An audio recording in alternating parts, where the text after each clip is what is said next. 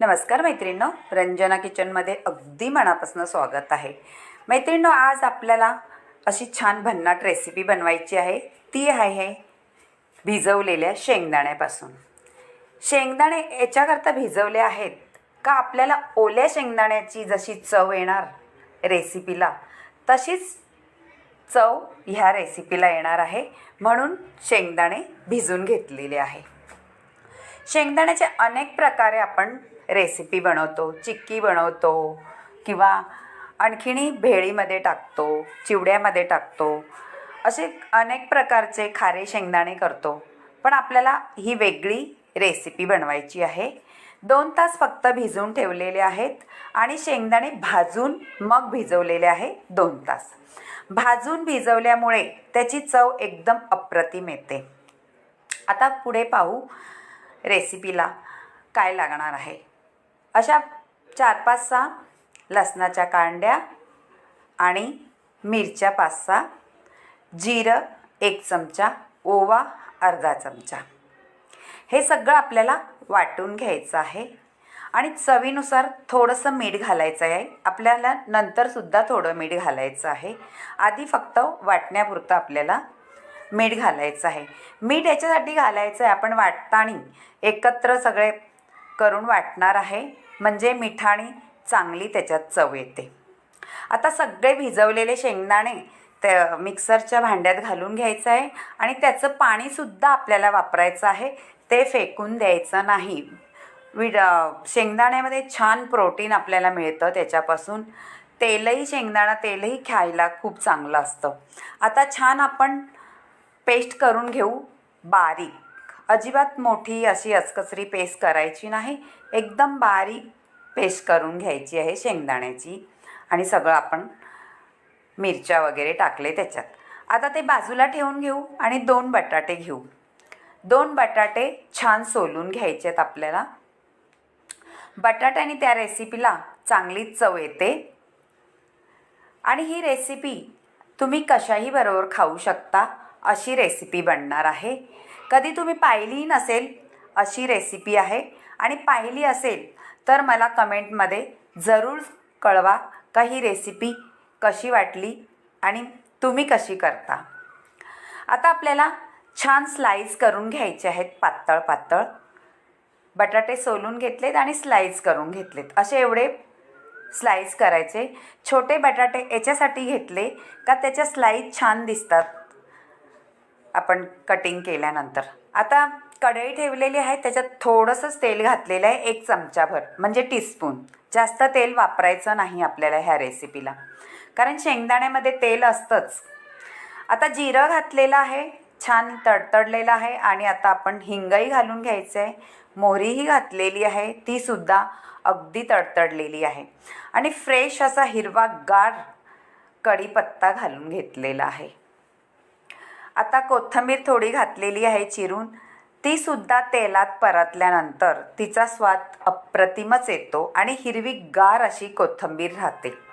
थोडीशी आता हळद घालून घ्यायचं आहे मैत्रिणींनो, आणि बटाटा घालून घ्यायचा आहे। बटाटा छान परतल्यानंतर आपल्याला शिजून घ्यायचा आहे बटाटा तेलामध्ये। पाणी वगैरे काही टाकायचं नाही, पटकन शिजतो, काहीही वेळ लागत नाही बटाटा शिजायला, कारण आपण पातळ स्लाइस केलेले आहेत। छान रेसिपी होते, नक्की करून पहा। आणि भिजवलेल्या शेंगदाण्यापासून जसं काय आपल्याला आपण शेंगा ओल्या आणतो तसाच आपल्याला शेंगदाणे मिळणार आहे त्याच्यापासून भिजवले म्हणून। आता थोडंसं मीठ घातलेलं आहे, आधीही घातलेलं आहे मीठ, आणि आता बटाटा पटकन शिजावा म्हणून मीठ घालून घेतलेलं आहे। मिठाच्या पाण्यात पटकन शिजेल बटाटा। आता झालेलं आहे आपलं परतून, आणि शिजेलही पटकनी। पहा, आता थोडंसं झाकण ठेवून घेते मी, मग एका वाफेत बटाटा शिजून होईल। झालेला आहे पहा, छान खरपूस भाजून झालेला आहे, त्याच्यामध्ये परतल्यामुळे त्याला कलरही सुंदर आलेला आहे। शिजलेला आहे, दाबून बघितलंय बटाटा। आता आपण त्याच्यात ओतून घेणार आहोत आपली शेंगदाण्याची पेस्ट. त्याच्यात आपण घातलेली आहे मिरच्या, लसूण, ओवा आणि जिरं, मीठ असं सगळं घालून आपण छान पेस्ट करून घेतलेली आहे शेंगदाण्याची. घातल्यानंतर हलवायचं आहे आपल्याला, नाहीतर शेंगदाण्याची पेस्ट खाली लागू शकते. एकजीव करायचं आहे बटाटा आणि आपले शेंगदाण्याची पेस्ट. आता आपण मिक्सरचं भांडंही छान धुवून घ्यायचं आहे आणि ते ओतायचं आहे पाणी त्याच्यामध्ये. आपल्याला कसं पाहिजे आहे, पातळ पाहिजे किंवा जास्त घट्ट पाहिजे तशी ही रेसिपी करू शकता. पण ही रेसिपी पातळच असते, जास्त घट्ट नसते. कारण पातळ केल्यामुळे आपण ह्या रताळ्यामध्ये सुद्धा चुरून अशी खाऊ शकतो उपवासासाठी. किंवा तुम्ही वरीचे तांदळाची आपण बनवतो भात किंवा खिचडी, त्याच्यात सुद्धा तुम्ही ही रेसिपी आहे आपल्याला बनवायची आहे. शेंगदाण्याची आमटी किंवा शेंगदाण्याचं बेसन, आमच्याकडे हे बोलतात, तुमच्याकडे काय म्हणतात ते मला नक्की जरूर कळवा कमेंटमध्ये, का तुमच्याकडे ह्या रेसिपीला काय नाव द्याल. आता मी पाणी ओतून घेतलेलं आहे, पातळ असं केलेलं आहे आणि छान आपल्याला उकळी घ्यायची आहे.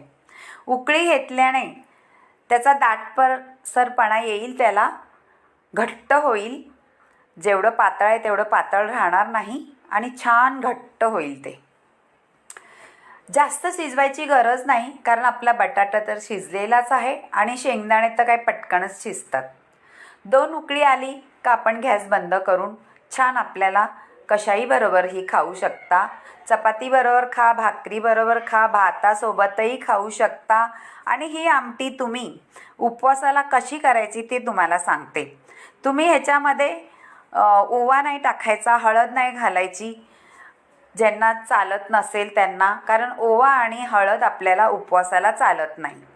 मग एवढंच 2 वस्तू नाही टाकल्या तर तुम्ही ही उपवासाला सुद्धा ही रेसिपी खाऊ शकता वरीच्या तांदळाबरोबर. आणि ही बेसन किंवा आमटी ही रताळ्यासोबत उकडून रताळी घेतली आणि त्याच्यात कुसरकर करून खाल्लं तर 1 नंबर ही रेसिपी लागते. नक्की करून पहा आणि रंजना किचनला लाईक करा, शेअर करा, कमेंट करा. मैत्रिणींनो, तुमच्या मैत्रिणींसुद्धा ही शेअर करा रेसिपी. खूप भन्नाट रेसिपी आहे, खायला अगदी अप्रतिम चव देणारी. आता कोथिंबीर वरूनही घातलेली आपली. आता तेलही छान सोडलेलं आहे उकळीमध्ये.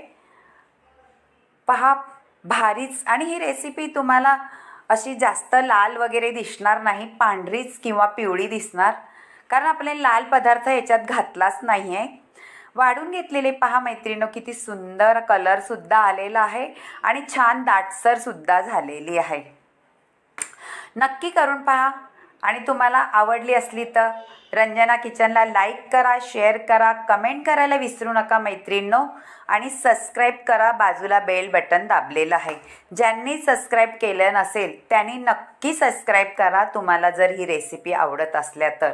आणि ह्याच्यामध्ये काय तुम्हाला बदल करायचा असेल ते सुद्धा तुम्ही सांगू शकता. आणि म्हणजे त्याच्यामध्ये बदल करायलाही मला आवडेल. अगदी भन्नाट रेसिपी झालेली आहे. कलरसुद्धा एकदम भारीच आलेला आहे.